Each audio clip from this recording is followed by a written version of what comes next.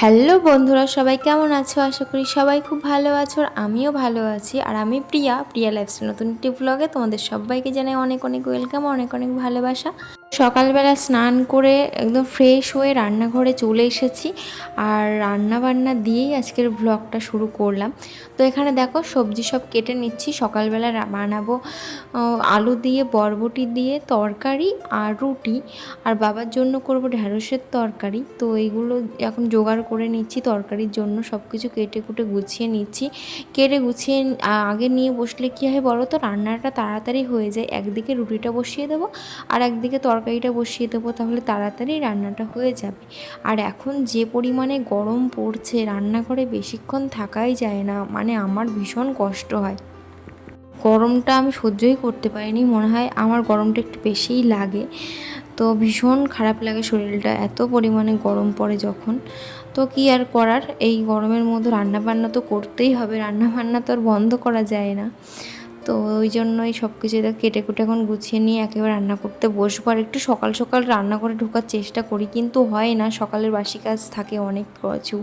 তারপরে মিঠি ছোট, ওকে খাওয়ানো দাওয়ানো থাকে, এবার ঘর দুয়ার তো গোছানো থাকে। যেহেতু আমরা চাষি বাড়ি, বাড়িতে সবাই সকালবেলা থাকে না, সবাই পটলের ফুল ছোঁয়াতে যায়।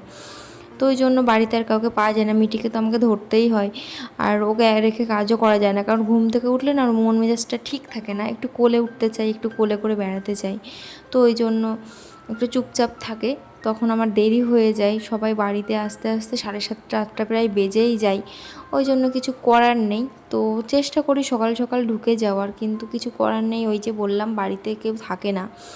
তো মিঠিকে কার কাছে দেব, দিয়ে স্নান করব। স্নান করতেও তো বাথরুমে যদি ঢুকি আমি, বাইরে দাঁড়িয়ে দরজা ধাক্কিয়েই যাবে, তো খুব কান্নাকাটি করে, ওই জন্য স্নানও করতে পারি না। আর বেলা বাড়ার সঙ্গে সঙ্গে যেন কাজ করতে আর ভালো লাগে না, মনে হয় একটু ঘুম ঘুম পাই, শরীরটা সত্যিই আর ছেড়ে দেয়।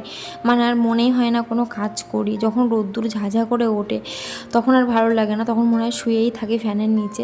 কিন্তু বাড়িতে তো অনেক কাজ থাকে দুপুরবেলাটা, সেগুলো তো করতেই হয়। রান্নাটা যেহেতু আমরা 3 বেলায় আমাদের রান্না হয়, তো যদি দুবেলা হতো তাহলে একবেলা অন্য কিছু কাজ করে কাটিয়ে দিতে পারতাম, কিন্তু না, 3 বেলায় আমাদের রান্না করতে হয়। তো এটা ভীষণ চাপের আর ভীষণ খারাপ লাগে গরমের মধ্যে। এই যে আমার সব সবজি কাটা হয়ে গেছে, এখন এটাকে তরকারি বানাবো। এই যে বাবার জন্য ঢ্যাঁড়সের তরকারি করব। বাবাকে জিজ্ঞেস করলাম ভাজা খাবেন না তরকারি খাবেন, তো বাবা বললো তরকারিই খাবো, কারণ ভাজা দিয়ে শুকনো রুটি তো খেতে পারে না। তো এই জন্যই।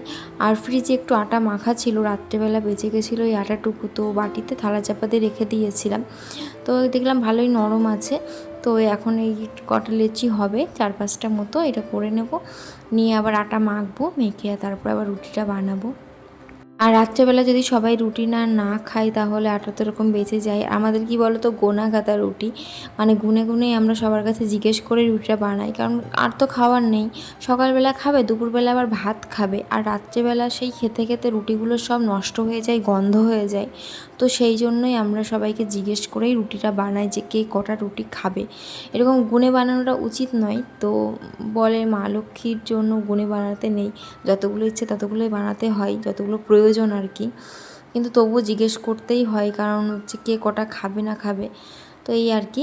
আর তাও একটা দুটো বেশিই করা হয়, যদি কারোর আবার খিদে পেয়ে যায় তো দুপুরবেলা তো সে খেতে পারে, তাই জন্যই। আর এখানে দেখো আর একটা তরকারি বসিয়ে দিচ্ছি, মানে বরবটি আলুর তরকারিটা একটা তরকারি হয়ে গেছে। চলো তোমরা আমার সঙ্গে থাকো আর ভিডিওটা দেখতে থাকো।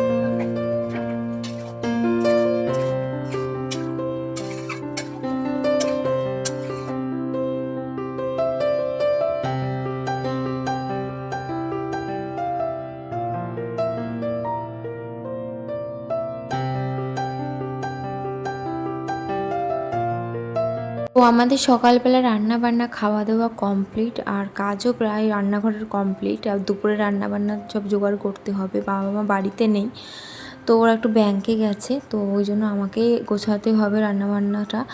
আর এখানে দেখো, তো মিঠি এই ঘরে খেলছিল, তো এখনও ঘুমিয়ে পড়েছে, ওকে স্নান করিয়ে ঘুম পাড়িয়ে দিয়েছি খাইয়ে। তো ভাবলাম যে ঘরগুলো একটু গুছিয়ে নিই, বড্ড এলোমেলো হয়ে রয়েছে। আর এটা আমাদের সেই নতুন ঘরটা, মিঠি এই ঘরে থাকতেই বেশি পছন্দ করে, মানে খুব ভালোবাসে এই ঘরটাতে থাকতে।